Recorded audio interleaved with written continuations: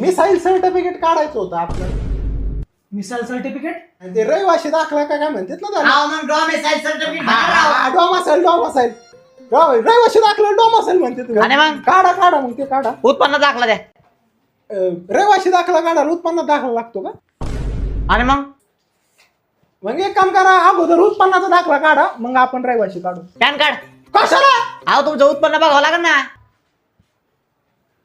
आता उत्पन्न आहे, पॅन काढून बघायचं कधीपासून सुरू झाले.